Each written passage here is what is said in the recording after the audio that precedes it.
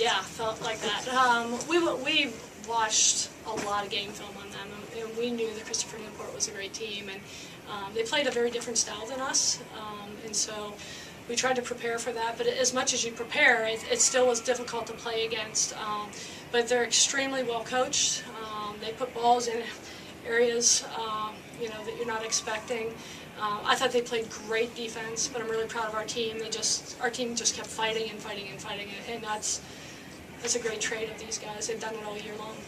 Yeah, they seem very resilient because they look like CNU is really focusing on Amelia a lot, but Jessica and Brianna helped pick up the slack in the power game. Yeah, we talked about that a little bit. I kind of looked in their eyes, and I knew that they were ready to go in Game 5. These two have been great gamers for us all season long. They did. They commit blocked a lot on Amelia and did some other things. Again, I thought they played extremely well, but I thought both these guys stepped up big, especially in Game 5.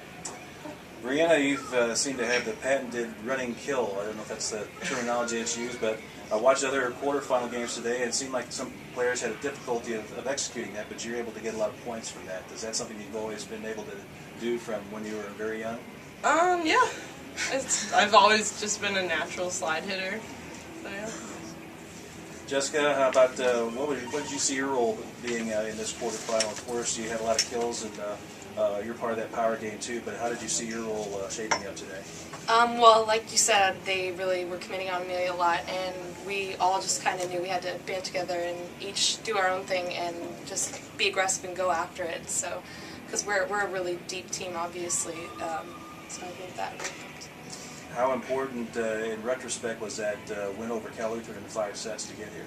That's a great point. I thought Cal Lutheran was one of the best teams we've seen all year long. I mean, they pushed us to the limit, and they played great defense, a lot like CNU did tonight. And, we had to just, I told these guys, we just had to gut it out and gut it out and gut it out. And again, these guys have worked hard every single day in practice, and we work really hard with our fitness and our conditioning, and these guys love to compete. And CNU pushed us, but I was really proud of how these guys responded, especially in Game 5. Yeah, especially since their unforced errors seemed to dictate what happened in both set 4 and in that final set. Mm-hmm. Yeah, and that's something we work on a lot. They hear me say eliminate unforced errors probably in their sleep. That's a big thing about what we try to do is eliminate unforced errors, and you're right. I think that dictated the Game 5 a little bit. I guess I would be remiss about not mentioning Natalie Schoenfeld and 50 assists. How important is she in directing where the ball needs to go and to whom gets the final kill, so to speak? Yeah, Natalie showed her heart tonight. As you can see, she was not feeling up to par tonight, as I think the whole crowd saw. And but again, we recruited her because she's a winner, and I thought if there was any way she could get back on the court, she would. Maybe it was about 3 plays, and she said, "I'm ready." And she is off to the hospital right now. So. The hospital. She has to get IVs. She's been throwing up all day. And a final question with regards to the hope of you facing Washington here on their home floor, perhaps for the championship.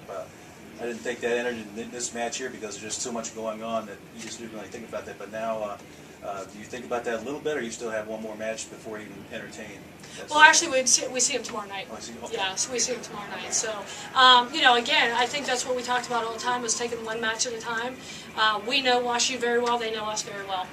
We've played them twice this year. We split with them, and, they're a very well-coached team, a great program, great university, and we'll be ready for tomorrow.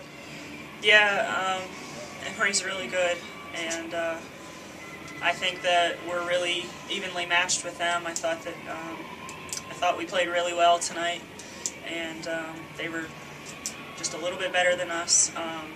With the exception of one game, we perfectly executed a game plan that we've been working on all week, and we had a lot of confidence in. With the exception of that one set, I thought we played just great volleyball, and it's incredibly disappointing, but we just talk a lot about how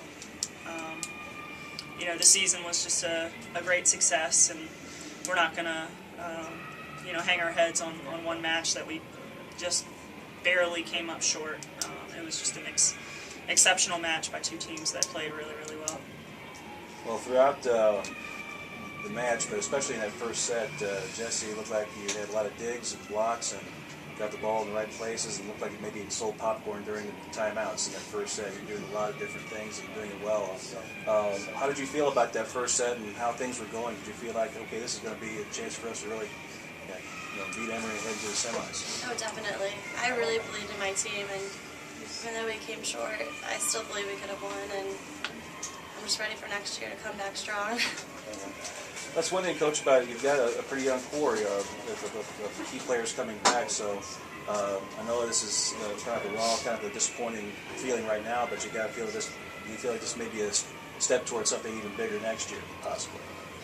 We hope. I mean, we talked all season long about getting better every single day, and we'll certainly emphasize, to push the bar even higher for next season. I thought our three All-Americans, who were our three best players all season, played unbelievable tonight. CJ had 16 kills and hit near about 500. And Jesse made just outstanding decisions tonight and great defense. And Abby just played so well, getting stops against their outsides, which are just outstanding hitters. So, I mean, we've got a lot of work to do to replace CJ, and just the unbelievable presence she's given us all year. And the last 3 weeks, she's just played unbelievable. I think she's hit over 450 for the last 2 or 3 weeks of the season, and that's going to be hard to replace. So we'll have our work cut out for us. Okay, Lynn, you had a great match, obviously. What was your role as you thought? Because you had a tough task, because not only did you have to try to provide some offense, but you had to stand up to the power game that they had. Talk about, as the match went on there, you seemed to really hold up very, very well against attacks from all different sides, so to speak. Well, at the beginning of the game, we came up with 5 goals, and one of them was discipline blocking. It's just something we've been working on all season. This year, we really cranked up our blocking, something that's been one of our weaker aspects in the past. So just try to stay focused, just pressing hands over the net instead of trying to do too much and trying to reach for balls, and it worked out in our favor.